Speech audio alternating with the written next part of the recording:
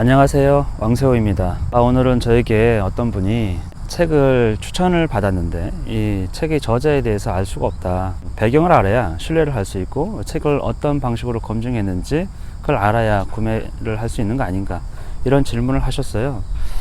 그 얘기를 들으니까 여러 가지 만감이 교차하는데, 왜냐하면 이제 대답을 약간 해야 되는, 강요받는 듯한 느낌도 있고 그래서 좀 불편한 건 있습니다. 근데 그거는 소비자 입장에서는 알아야 좋은 그런 거라고 생각되긴 해요.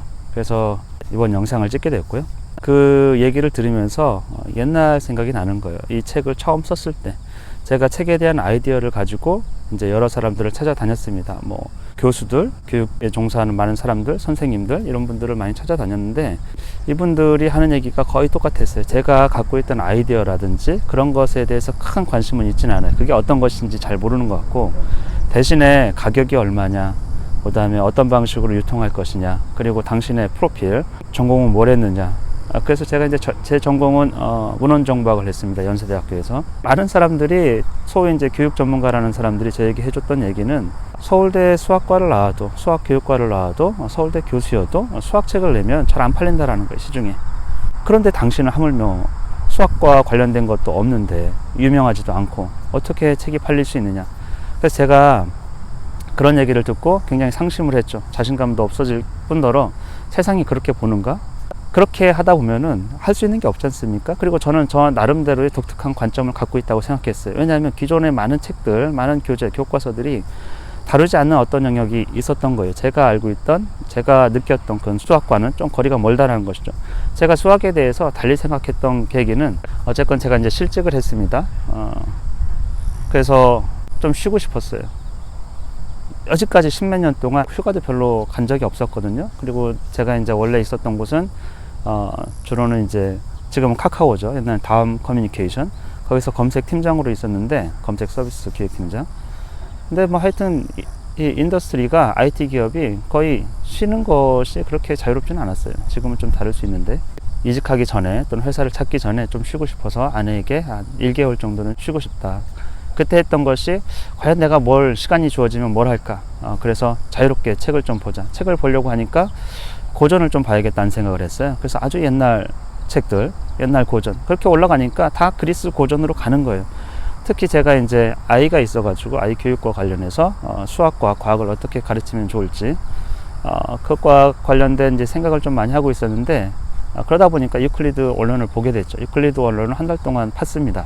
우리나라에서는 이제 번역된 것도 있었고요. 근데 그게 문장이 이렇게 딱 보면은 클리어하지가 않은 것. 번역상의 문제라기보다는 원래 원문 자체도 그렇게 생겨 있고 제가 익숙하지 않은 거예요. 그런 용어에. 그래서 그거를 이제 영어 원본하고, 영어도 원본은 아니지만 하여튼 영어 번역본하고 한글 번역본하고 대조해 가면서 읽기 시작했죠. 근데 제가 알던 수학하고는 굉장히 거리가 멀었어요. 제가 숫자로 계산하고 하여튼 그런 것과 전혀 상관없는 직선, 각, 도형, 이런 것들이 성질을 다루는데 그 논리 전개, 이런 것들이 너무나 탁월하더라고요. 그리고 나서 취직 자리를 알아보다가 잘 안 됐습니다. 나이도 있고 이제 임원급이라고 이렇게 판단들을 하시더라고요.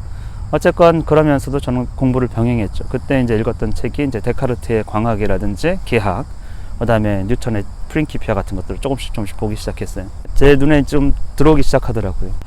이 고전을 어떤 방식으로든 전해야겠구나, 이런 생각을 좀 했어요. 그렇다고 해서 책을 쓸 생각은 별로 없었는데 취직이 잘 안 됐죠. 그래서 안 되겠다. 그냥 내가 하고 싶은 거, 억지로 취직하기보다는 내가 하고 싶은 걸 해보자. 그래서 교과서들을 전부 다 검토하기 시작했고, 관련 논문들도 보기 시작했고, 또 외국 서적들, 외국의 수학을 어떻게 소개하는지, 외국에서의 그 컨셉은, 수학의 컨셉은 어떤 방식으로 소개되어 있는지를 이제 검토하기 시작했죠. 그래서 이제 나름 공부를 한 것이죠. 이제 제가 생각하고 있던 책을 낸 거예요. 이 책을 냈을 때는 시장 상황이나 저희 전문 분야나 이런 거 상관없이 제가 제 아이를 위해서 가르치고 싶었던 거, 그리고 원래 수학이 어떤 방식으로 발전해 왔는지를 보면서 이제 그 책을 쓴 것이죠. 제가 그래서 책을 쓸 때도 많은 것들을 참고했어요. 기하학도 유클리드 원론뿐만 아니고 르장드르 기하학이라든지 다른 것들도 많이 봤고, 데카르트나 뉴턴의 그 사고방식, 수학에 대한 접근 방법, 이런 것들이 저에게 많은 영감을 줬어요. 소수를 만약에 제가 쓴다 그러면 소수에 사이먼 스테빈이 썼던 그 논문이 있지 않습니까? 원래 그런 거 영어 자료를 봐서 전부 다 읽고, 그래서 그 사람이 소수를 발견하고서 하고자 했던 그 정말 핵심적인 것이 무엇인가, 그걸 계속 검토를 하는 것이죠. 그래서 제가 제 책에는 나름대로 그런 걸 이제 녹여가지고 제가 해석한 바대로, 그리고 원래 이 최초의 고안자가 어떤 방식으로 생각했는지를, 그 핵심이잖아요. 그 핵심을 파고드는 거죠. 그리고 현대적 어떤 수학의 표기법이라든지 그런 거를 입혀가지고, 하여튼 제 책에 보면은 기존의 책에 없던 것들이 좀 많이 있습니다. 그거는 수학 고전들, 그런 것들을 보고, 제가 직접 보고 논문을 보고 검토를 한 것이, 사실 제 이력으로 보면은 별게 없어요. 저는 그냥 고전, 뭐 수학 고전뿐만 아니고 문학 고전 같은 것도 고전에 이제 탐닉한 때가 있었어요. 고전을 중심으로 수학도 마찬가지, 문학도 마찬가지, 철학도 마찬가지, 그거를 중심으로 해서 아이들이 책을 읽고, 또 수학도 애초에 아주 선대에 많은 천재들이 이룩했던 그런 수학적 사고방식들이 있지 않습니까? 그런 것들을 이제 소개하고 싶었던 거예요. 이 교과서나 현대 수학에서 딱 규정된 어떤 이제 체계, 이것은 의심이 여지없이 받아들이도록 아이들에게 강요를 조금 하는 측면이 없지 않아 있어요. 근데 수학을 이렇게 수학사를 보든지 수학책을 보면은 다 의심투성이거든요. 그거를 다 검증하려고 했던 사람들이 있었던 거예요. 그래서 그 사람들의 사고방식, 상상력이 굉장히 풍부합니다. 그리고 애초에 수학의 어떤 표현 방식과 어떤 컨셉이, 개념이 정립됐다고 하면 그건 수없이 많은 세월을 거쳐서 정립된 것이거든요.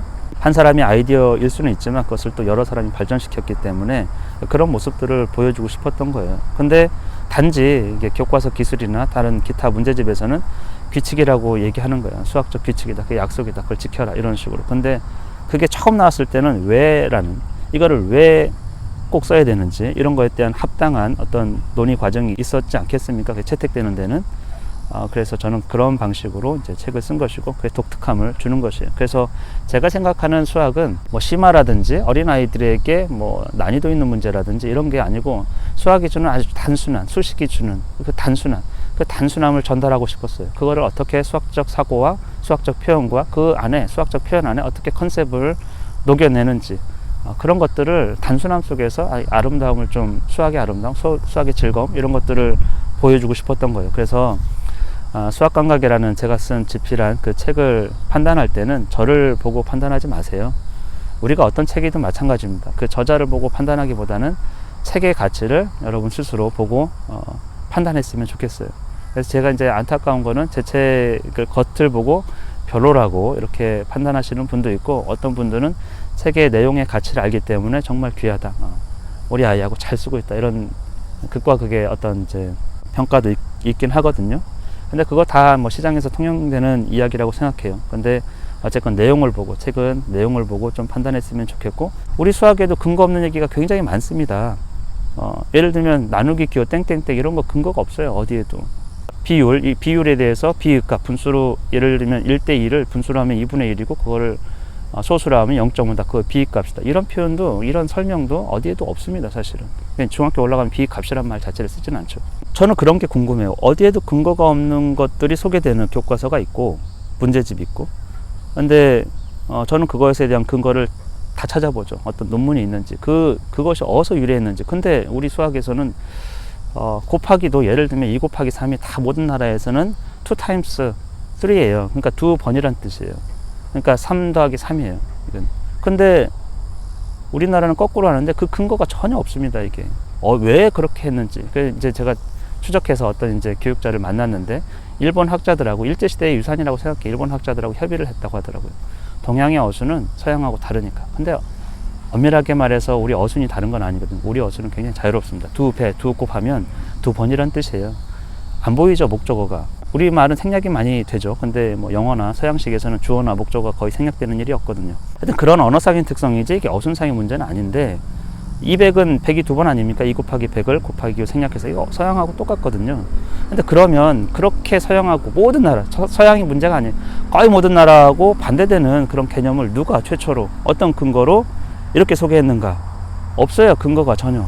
그냥 우리는 그렇게 쓰고 있어요. 옛날에 썼다는 방식으로. 누구의 책임도 최근의 일일 텐데 누가 어떤 방식으로 그걸 소개해가지고 이게 고착화됐는지를 알 수가 없다라는 것이죠. 하여튼 그런 게 굉장히 많습니다. 그래서 검증하자고 보면은 뭐 어려운 것들도 있고, 그런데 저는 나름대로 제 책에 대해서는 검증은 주로는 이제 제가 교과서도 다 봤어요. 교과서 다 보고 문제집도 보고 이제 논문, 관련 논문들도 봤는데, 관련 논문에서 제가 초등수학, 특히 이제 제가 아직까지 쓴 건 초등수학이니까, 초등수학 관련해서 논문을 살펴볼 때는 그 개념을, 분수든 소수든 그 개념을 왜 아이들이 어려워하는가.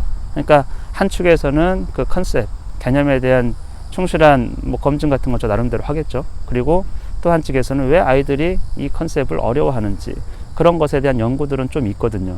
그리고 어떤 방식으로 가르쳤을 때 효과가 있는지, 그런 것들도 검토를 합니다.